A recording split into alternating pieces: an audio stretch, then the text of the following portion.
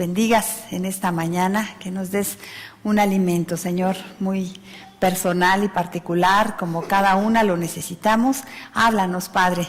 Te pedimos que nos ayudes a ser sensibles también a tu voz, obedientes, a crecer, a poner en práctica lo que aprendamos hoy. Bendícenos, Señor. Estamos en tus manos. Por Cristo Jesús. Amén. Amén.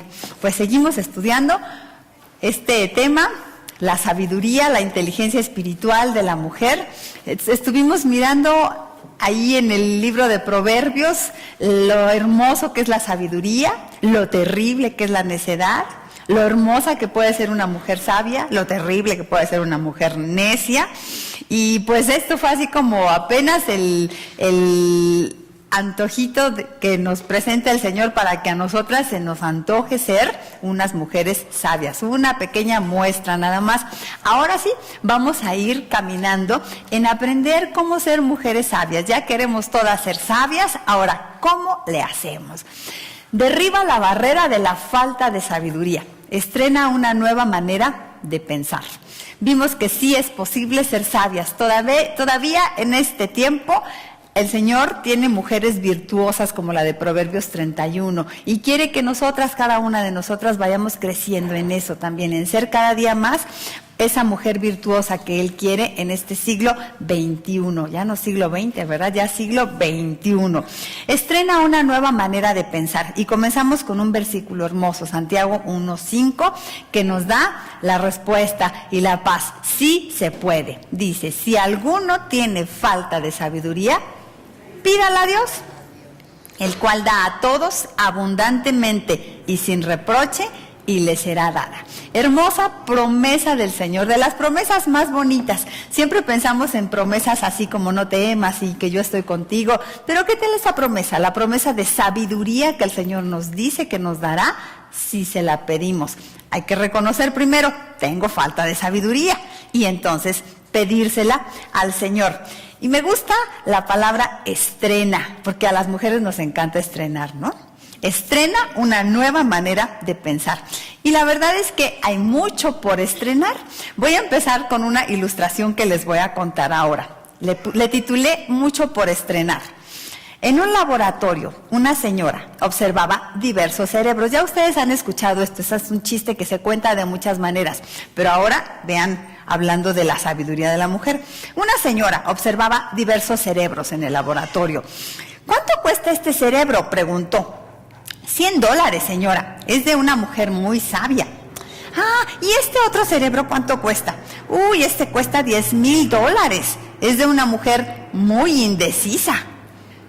La señora siguió observando y vio otro cerebro sobre un pedestal de mármol, dentro de una urna de cristal con alarma y toda la cosa.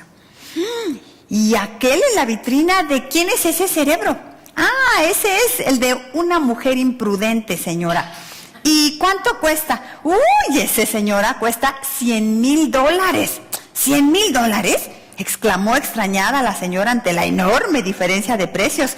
¿Y se puede saber por qué tanta diferencia en los precios? Oh, señora, es que el primer cerebro está muy usado, por eso lo venden barato. El segundo está solamente medio usado, es el de la señora indecisa. Medio usado. Y este último de plano está sin estrenar. Es el de la mujer imprudente. Cerebro sin estrenar, la mujer imprudente. Ya lo había usted escuchado, ¿verdad? Con nombres de presidentes y no sé qué. Sí, no se haga ya. Es un chiste viejísimo, pero yo lo adapté a la mujer sabia y necia. Y es que, la verdad, en nuestro cerebro hay mucho por estrenar. Es cierto, acá mi psiquiatra y mi psicóloga de cabecera, mis consejeras, el cerebro es un campo todavía sin estrenarse. Dicen los estudiosos que solamente hemos explotado el 1% del potencial de nuestro cerebro. Ya los muy estudiosos y los que han trabajado mucho intelectualmente, un 2-3% del cerebro llegan a usar. Pero nuestras capacidades en términos de memoria, de aprendizaje, de creatividad de nuestro cerebro están todavía allí sin estrenar. Esta puede ser como la peor noticia que nos han dado, ¿no? Oiga, una super maquinaria de la que nada más usamos un poquitito. Puede ser una muy mala noticia, pero si lo vemos en otro sentido, en realidad es una buena noticia, debido a que nos queda mucho por estrenar, hermanitas. Nos queda mucho por estrenar, un gran potencial para desarrollar, que todavía contamos con él en nuestro cerebro. Oiga, pues vamos a estrenar. ¿Y a quién no le gusta estrenar, no? Es hermoso cuando te pones por primera vez un lindo par de zapatos. ¿No te sientes, princesa de cuento de hadas con tu nuevo par de zapatos? Te parecen maravillosos. No puedes dejar de mirarlos. ¿Te sientes espectacular con tus zapatos nuevos? Bueno, por lo menos hasta que resulta que el modelito te sacó una ampollita en el empeine o en la planta del pie, ¿no? Hasta entonces dejan de ser tan maravillosos. Pero de todos modos es muy emocionante estrenar. Todo lo que sea nuevo nos encanta. ¿Qué tal estrenar un cuaderno? Cuando entran a la escuela los niños, nunca la letra es más artística que en la primera hoja de la libreta, ¿no? Maravillosa esa sensación de algo nuevo. ¿O qué tal estrenar un trabajo o una casa, un auto? Ayer mi esposo y yo tuvimos un privilegio hermoso de acompañar a 3 familias de nuestra iglesia que les dieron su departamento nuevo. Eran familias de esta zona del centro y vivían allí en un edificio viejo. Tuvieron que salir un tiempo para rentar ellos aparte, y el gobierno hizo, no sé si ustedes saben estos programas que ha hecho el gobierno para tirar esos edificios viejos. Hizo un edificio hermoso, lindo, y nuestros hermanos están estrenando sus departamentos. Fuimos a orar en cada uno de los departamentos, esa sensación de los hermanos hermosa, y la pudimos compartir. Es hermoso entonces estrenar. Ese olor a nuevo es fascinante, ¿no? Dicen que, ¿saben cuál es el perfume más caro? El perfume, el olor de carro nuevo. Es el perfume más caro. ¿Y qué hizo mi amigo Arturito? Tenían su carro nuevo, Arturito y Sabri, y se fueron de viaje, y entonces Arturito, mientras la dejó en una tienda, pues después del largo viaje, se llevó a lavar el carro. Y trae el vainillino cotorro. ¡No! Dice Sabri, y el olor a nuevo, el olor a nuevo de mi carro, que es el perfume más caro. En fin, hermanitas, que estrenar nos provoca placer. Pero ¿qué les parece estrenar nuestro cerebro? Estrenar todo el potencial de nuestro cerebro que no se ha usado todavía. Estrenar una nueva manera de pensar. Estrenar opciones de vida. Estrenar actitudes y conductas que nos funcionen mejor. ¿Qué tal, Estrenar actitudes, algo que nunca habías hecho, una estrategia que nunca habías empleado para vivir, y que de repente vas a ver, esta sí me funciona. Y ahí ha estado en el closet de tus actitudes y de tus conductas que nunca has usado, a las que nunca has recurrido. Tienes por acá las viejitas, las que usas del diario, gastadísimas y que no te funcionan. Pues vamos al closet de actitudes y conductas, a sacar unas nuevas. ¿Qué tal estrenar entonces sabiduría? Estrenar nuestra inteligencia espiritual. Ese sí que sería un verdadero estreno espectacular y no lastima los pies. No sacan pollas como los zapatitos nuevos. Pues vamos a ver cómo hacer. Les invito a que estrenemos sabiduría. Y vamos a comenzar por el principio. Comienza por el principio. Y el principio es el principio del inicio, pero también el principio de un concepto muy importante, un principio para la sabiduría. Comienza por el principio, ¿qué es? Tu relación con Dios. Tenemos que comenzar por ahí para construir nuestra sabiduría. No puede haber sabiduría si no se inicia con una relación con Dios. Así lo dice la palabra de Dios en Proverbios 9:10. El temor de Jehová es el principio de la sabiduría, y el conocimiento del Santísimo es la inteligencia. Aquí es en donde hacemos la diferencia total, ¿no? Con cualquier curso de superación personal o cualquier curso de inteligencia espiritual o emocional que pudiéramos tener ahí secularmente. Nadie nos va a decir que tenemos que comenzar por una relación con Dios, pero la palabra de Dios sí lo sabe, y de ahí es de donde va a partir toda nuestra nueva inteligencia, nuestra nueva sabiduría. No puede haber verdadera sabiduría sin Dios, es decir, reconocerle como Dios, creador y dueño de nuestras vidas. Eso es indispensable para que realmente seamos sabios, reconocerle como Dios, creador y dueño de nuestras vidas, porque mucha gente dice, sí hay Dios, ok, hizo las cosas, pero reconocerle como el dueño de mi vida, eso sí, no cualquiera. Entonces esto es indispensable para ser realmente sabias. Esa sabiduría que se traduce en una vida de plenitud solo puede venir de la comunión con Dios. Cualquier otro concepto de sabiduría que no incluya a Dios o que lo excluya deliberadamente simplemente no funciona para ayudarnos a vivir. Tachemos eso por completo. Si leyéramos este proverbio que acabamos de leer, al contrario, ¿se acuerdan? El temor de Jehová, vamos a leerlo bien así. Dice, el temor de Jehová es el principio de la sabiduría y el conocimiento del Santísimo es la inteligencia. Que lo leyéramos de una manera opuesta, diría así más o menos. Pasemos la pantalla, por favor. Diría, el principio de la necedad es la negación de la existencia de Dios. Y el desconocimiento de su soberanía es la mayor insensatez. O también lo expresa claramente el salmista en el Salmo 14:1. ¿Cómo dice el Salmo 14:1, hija? Dice el necio en su corazón, no hay Dios. ¿Qué tal? ¿Cuántos andan por ahí promulgándose a sí mismos como sabios, entre comillas, pero negando a Dios? Es un absurdo.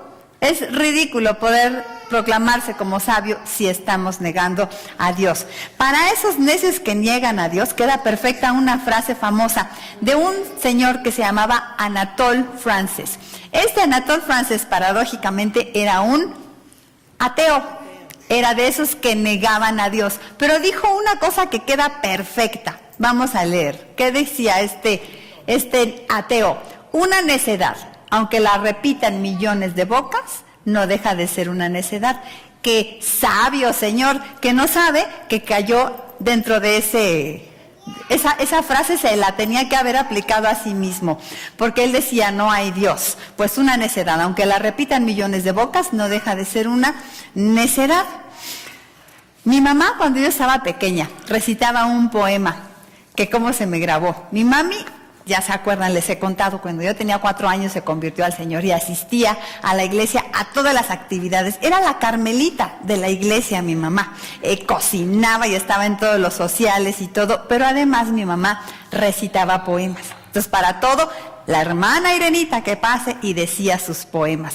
Y este poema yo se lo escuché desde muy pequeña. Creer en Dios ha sido parte fundamental de toda mi vida. No solo creer en su existencia, sino creer en su soberanía y su amor es la esencia de todo lo que soy. Uno de los poemas favoritos de mi mamá, que ella recitaba desde que yo era muy pequeña, sirvió entre tantas otras enseñanzas que recibí de ella y de los muchos maestros que tuve para que yo adquiriera conciencia de Dios y comenzara ese proceso asombroso, satisfactorio y creciente que es tener comunión con Él.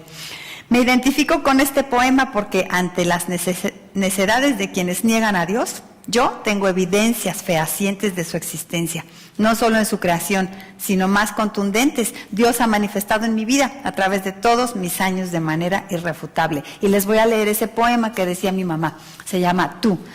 No lo digo como ella, disculpen. Señor, Señor, tú antes, tú después. Tú en la inmensa hondura del vacío y en la hondura interior.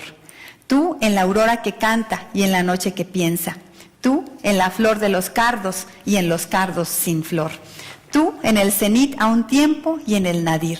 Tú en todas las transfiguraciones y en todo el padecer. Tú en la capilla fúnebre. Tú en la noche de bodas. Tú en el beso primero. Tú en el beso postrero. Tú en los ojos azules y en los ojos oscuros. Tú en la frivolidad quinceañera y también en las grandes ternezas de los años maduros. Tú en la más grande cima, tú en el más alto Edén. Si la ciencia engreída no te ve, yo te veo.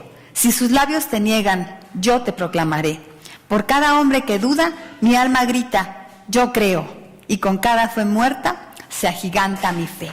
Hermoso poema. Yo estaba chiquita y oía a mi mamá diciéndolo. Y cuando decía mi mamá, yo creo, lo decía así porque, no, de verdad, un día la tienen que escuchar decir un poema. Lo decía con una fuerza, decía, yo creo.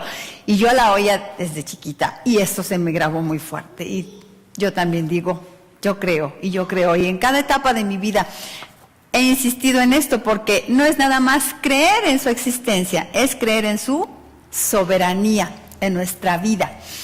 El proverbio dice, el principio de la sabiduría es el temor de Jehová. Vamos a estudiar qué es eso del temor de Jehová.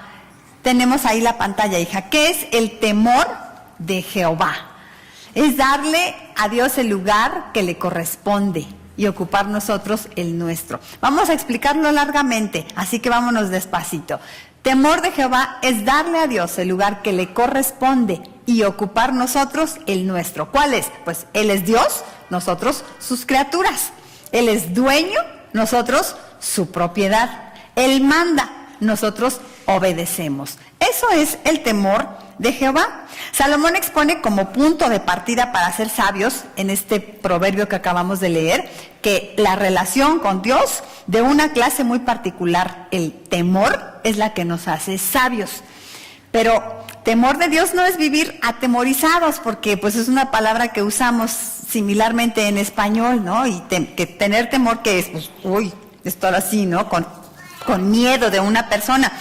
Y entonces pensamos, pues ser sabios es vivir atemorizados por las amenazas de un Dios cruel y vengativo que toma represalias contra aquellos que no se ajustan a sus arbitrarias órdenes. Es vivir así como escondidos de la justicia divina que nos va a caer porque somos pecadores. Y como sí somos pecadores, nuestra conciencia nos acusa, entonces esa conciencia, si entendemos que es temor de Dios, vivir con miedo, pues esa conciencia nos hace huir de Dios, escondernos, apartarnos, como lo hicieron Adán y Eva, ¿recuerdan? Allí en Edén, ellos se escondieron de Dios. Algunos interpretan y hasta viven como si el temor de Dios fuera vivir con miedo de Dios. Qué triste una vida así. Sí conoce gente así, hermana. Espero que usted no experimente eso. Muchas personas cristianas, después de varios años de cristianos, han venido a contarnos, es que yo vivía con temor de Dios aunque ya era cristiano, vivía con miedo, vivía con culpa sobre mi espalda. Eso no es lo que Dios quiere que tengamos en nuestra vida. El temor de Jehová va más allá. Más bien el temor de Jehová es, cuando dice el temor de Jehová es el principio de la sabiduría, significa que uno comienza a ser sabio. A ver, estamos adelante ahí, vamos atrás, hija. Significa que uno comienza a ser sabio aceptando y confiando que los lineamientos de Dios son buenos y perfectos. Desde ahí comenzamos a tener temor de Dios. Cuando entendemos como Dios dice que viva, esa es la forma correcta. Ok, y también, y que fuera de ellos encontraremos destrucción, temiendo hacer algo que esté fuera de lo que Él ha planeado para nuestro bien. Por eso la sabiduría incluye temer dejar de hacer la voluntad de Dios. Pero no es solo eso. Sí hay ese miedo entonces de dejar de hacer la voluntad de Dios, pero no es solo eso. Para aclarar y ampliar más el concepto, se me ocurrió preguntar a algunos sabios que me dieran la siguiente lluvia de ideas para ayudarnos a comprender mejor qué es el temor de Dios. Yo les preguntaba, ¿qué es el temor de Dios? Así, dímelo rápido, en poquitas palabras, y miren todas las respuestas que tengo. Es tener conciencia de que Él es Dios. Eso es temor de Dios. Sigamos. Reconocer su grandeza. Vamos rápido, por favor. Reconocerle como el autor de mi vida y de todo cuanto existe. Reconocerle como dueño de mi vida, es el que acabamos de leer, y de todo cuanto existe. Reconocer su control de mi vida. Esa está como 3 veces porque hay que creerla muy fuerte, ¿verdad? Ok. Bueno, entonces vamos con la tercera que está ahí. Experimentar y reconocer su presencia en todo. Déjenme ver porque entonces se me van a ir aquí algunos. Miren. Es que no es igualito. Regresemos. Sí, hija, perdón. Vamos desde la primera otra vez. Ok, tener conciencia de que Él es Dios, reconocer su grandeza, reconocerle como el autor de mi vida y de todo cuanto existe, el autor de mi vida. Después reconocerle como dueño de mi vida y de todo cuanto existe. Y reconocer su control de mi vida y de todo cuanto existe. Ahora sí, dueño, autor y el controlador. Luego, experimentar y reconocer su presencia en todo. Eso también es temor de Dios, ese sentir la cobertura de Dios en medio de todo lo que yo estoy viviendo, en todas mis circunstancias, en todas mis 24 horas del día, saber que Él está ahí conmigo y que además es soberano en todo. Es tener sumisión a su soberanía también, reconocer su gobierno, desear hacer su voluntad, obedecerlo, respetarlo, adorarlo, creer en su palabra, sus mandamientos, sus valores, sus promesas. Confiar en su amor, su poder, su cuidado. ¿Qué me diría usted, hermana, si yo la entrevisto? ¿Qué es el temor de Jehová? ¿Qué me diría usted? Alguna de estas respuestas tal vez, ¿verdad? Espero que nadie me diga, oh, pues es vivir con miedo de Dios. Temor de Dios entonces es vivir una relación con Él, con todas estas características a través de las cuales nos ponemos bajo su cobijo. Reconocemos que Él es grande, grande, poderoso y que no hay mejor lugar donde estar que a su lado. Entonces, temor de Jehová es como ser unos polluelitos que vamos y nos guarecemos bajo las poderosas alas de un Dios sabio que nos va a ayudar a guiarnos para vivir diariamente correctamente. El principio de la sabiduría entonces lo podemos ya sintetizar de esta manera: sin Dios no hay sabiduría. Dice Job 12:13, con Dios está la sabiduría y el poder, suyo es el consejo y la inteligencia. ¿Por dónde vamos a comenzar para ser sabias, hermanas? Por una relación con Dios en la que tenemos temor de Dios. Pero ya quedamos que temor de Dios entonces es algo muy amplio. Le reconocemos como creador, dueño, autor de la vida, pero también como el controlador de la vida. Le adoramos, le respetamos, nos sometemos delante de Él. Dios entonces nos va a guiar con su amor, y aunque a veces su voz nos puede resultar confrontante con lo que estamos siendo, viviendo, sintiendo, pensando, porque muchas veces esa soberanía de Dios sobre nuestra vida hoy se va a topar con nuestra carne, ¿no? Con nuestra debilidad, con nuestros gustos y deseos que de pronto son contrarios a lo que Dios me dice. Ahí entonces es donde comienza la sabiduría. Cuando yo digo, no es como yo quiero, sino como Dios quiere. Y entonces al sentir esa confrontación, tú escoges lo que Dios dice y no lo que tú quieres. Dígame si eso no es el principio de la sabiduría. Someter lo que somos y queremos y deseamos delante de Dios. Entonces es permanecer en humildad junto a Él, permitiéndole mostrarnos el camino correcto y obedecerlo. Para estrenar sabiduría, mis amadas hermanitas, es indispensable tener una relación de esta clase con Dios. Dice Salmo 51:6, he aquí tú amas la verdad en lo íntimo y en lo secreto me has hecho comprender sabiduría. Comencemos por ahí, queridas hermanas, por nuestra relación con Dios, una relación en donde nos sometemos por completo a un Dios sabio, que sabe mejor que nosotros las cosas.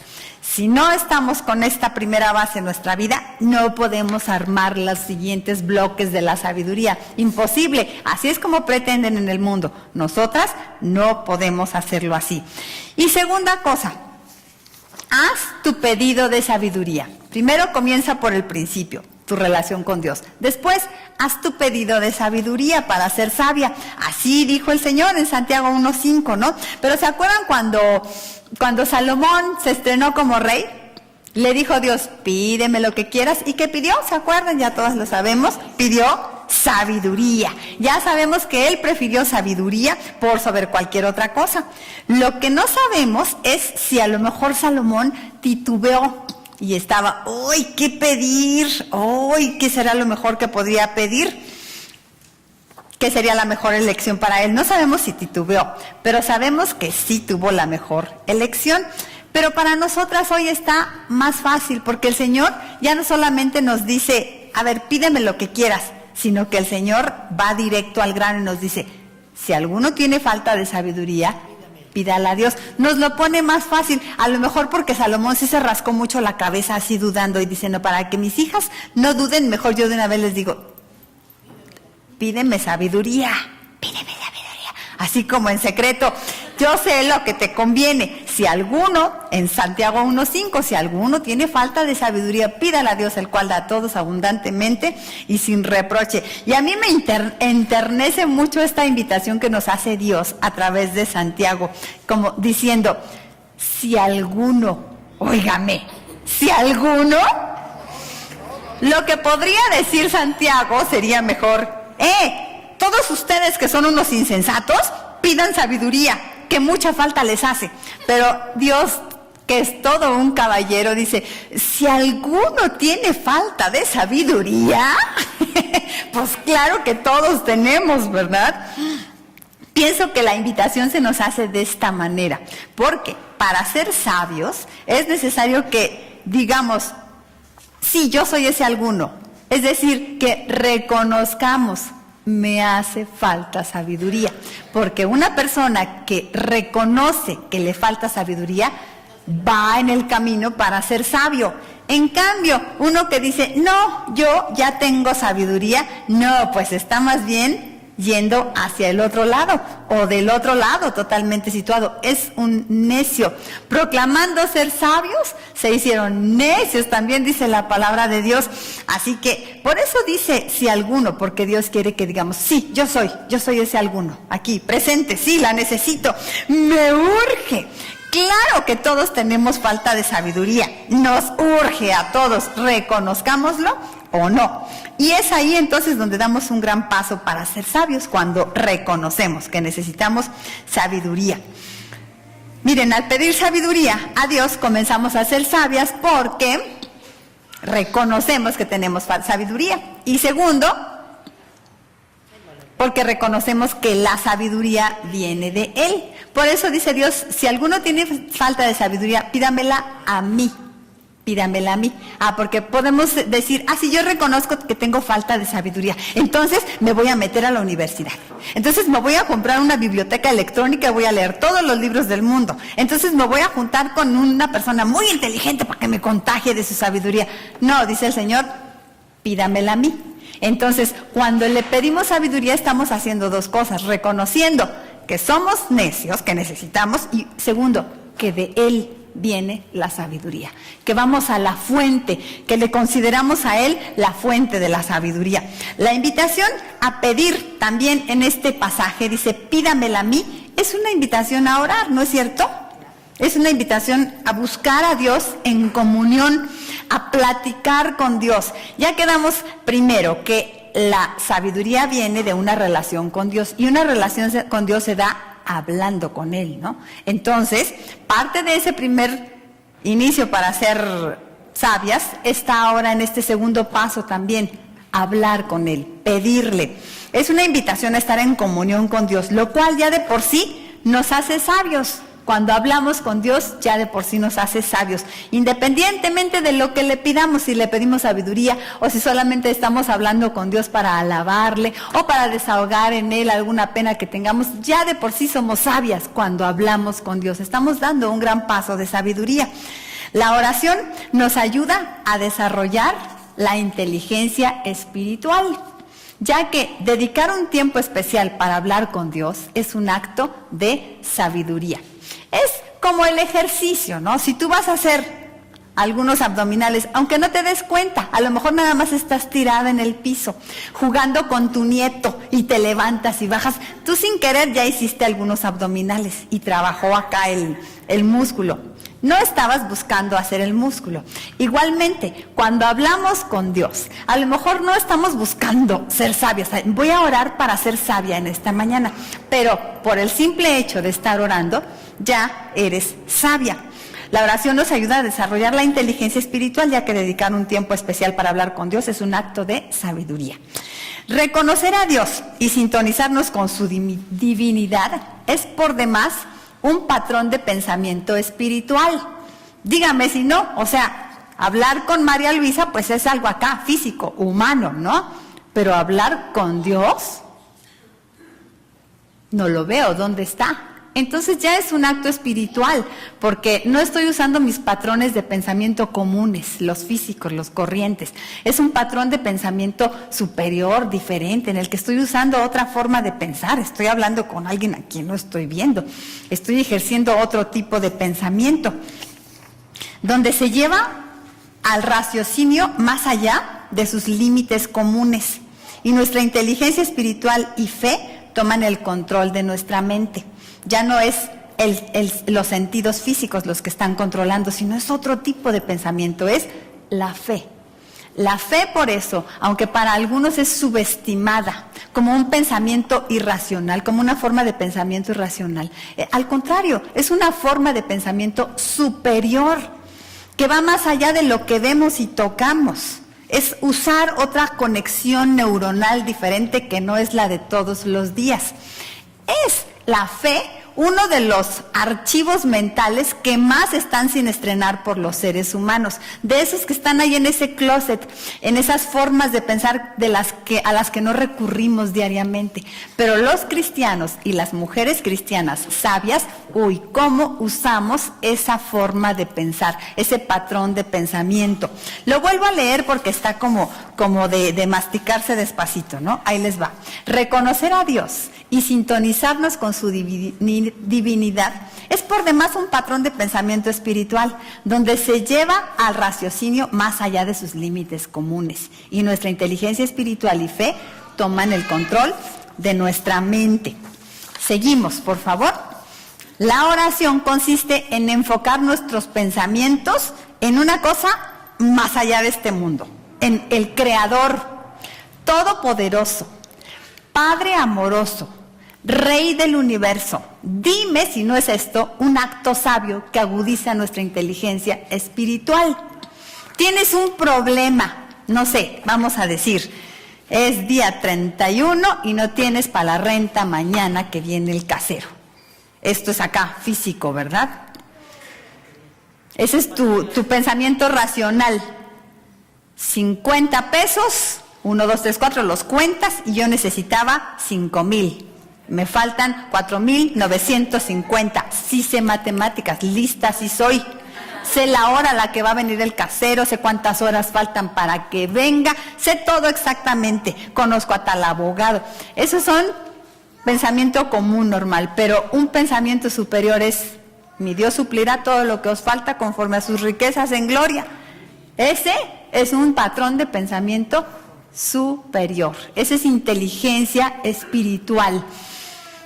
La oración consiste entonces en enfocar nuestros pensamientos en estas realidades superiores.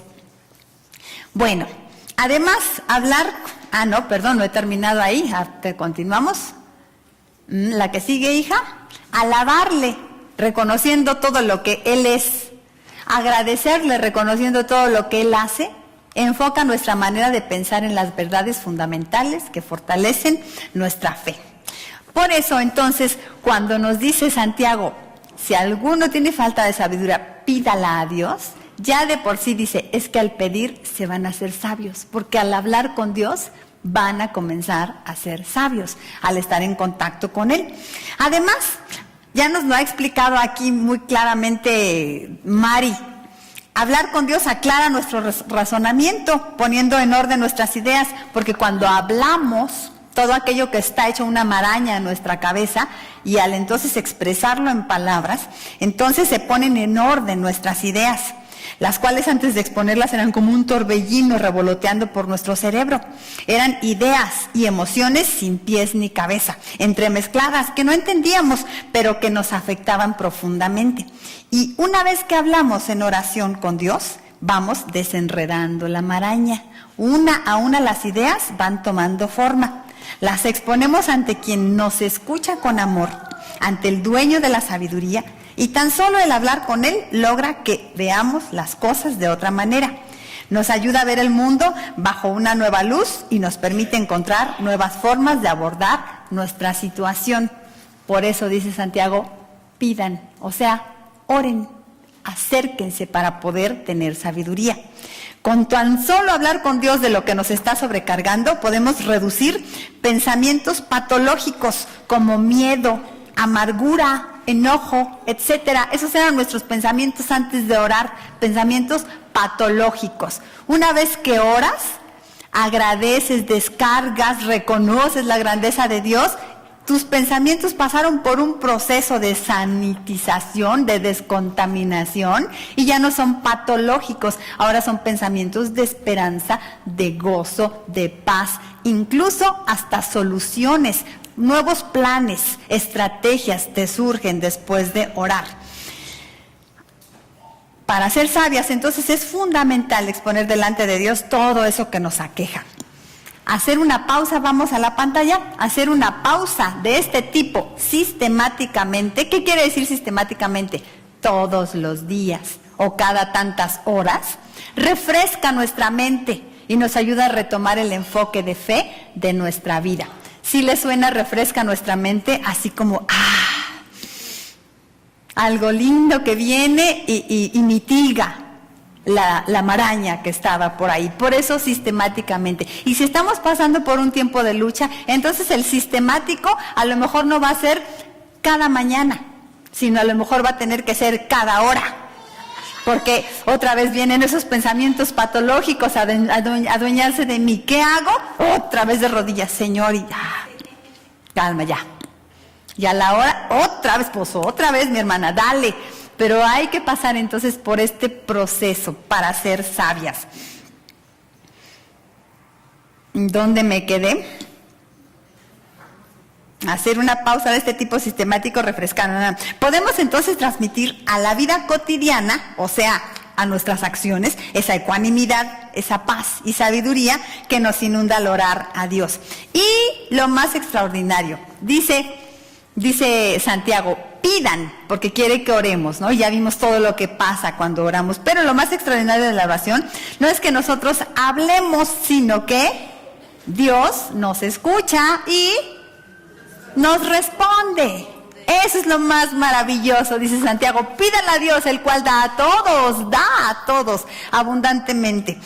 He aprendido que Dios no siempre nos da lo que le pedimos. ¿Sí está de acuerdo, hermana? Vamos, ok, está el pensamiento patológico, ay, me muero, ay, Señor, ay, bueno, ya, te pido, gracias, me levanto, estoy en paz y tranquila, y luego resulta que Dios no me da lo que le pedí. Yo le di la solución, a veces ya hemos quedado, ¿verdad?, que vamos a la oración y le damos el instructivo al Señor. Y no me da lo que le pedí, sí me da la paz que necesitaba, pero Él me da siempre lo mejor. Siempre me da lo que realmente necesito. No me da lo que le pido, sino lo que necesito. Y Santiago lo sabía. Y por eso nos asegura que un pedido a domicilio de sabiduría es algo que siempre llegará con toda seguridad, porque sabe que esto sí nos lo va a dar Dios. No me va a dar todo lo que le pida, pero cuando yo le pido sabiduría, sí me la va a dar. Garantizada por escrito en Santiago 1:5. Esa sí te la va a dar. Nos va a llegar con toda seguridad. Dice, el cual da a todos abundantemente y sin reproche, y le será dada. Ante notario público, ¿no? Y le será dada. No, me encanta. Ok. Bueno, entonces, tenemos dos principios. Bueno, dos cosas que tenemos que hacer. Comencemos por el principio, nuestra relación con Dios. Segunda, haz tu pedido. Y la tercera no la vamos a ver hoy, porque ya son las 11. No, es que está bien largota y es todo un punto, está bien emocionante. Es de lo que más feliz me siento de este libro, lo que viene, y no lo puedo dar a la carrerita. Está bien padre lo que sigue. Estrena una nueva forma de pensar y vamos a ver cómo renovar nuestros patrones de pensamientos. Bien emocionante para el próximo martes. Así las dejo picadas. Y no me faltan el próximo martes, hermanitas, no se lo pierdan. Pero con lo de hoy, oiga, ya es suficiente, ¿no? Empecemos con nuestra relación con el Señor. Una relación de una clase superior. ¿Qué me va a decir usted? Pues yo ya soy cristiana, yo ya tengo una relación con Dios. Pues a lo mejor no es de la calidad que debería de ser para que seas una mujer sabia.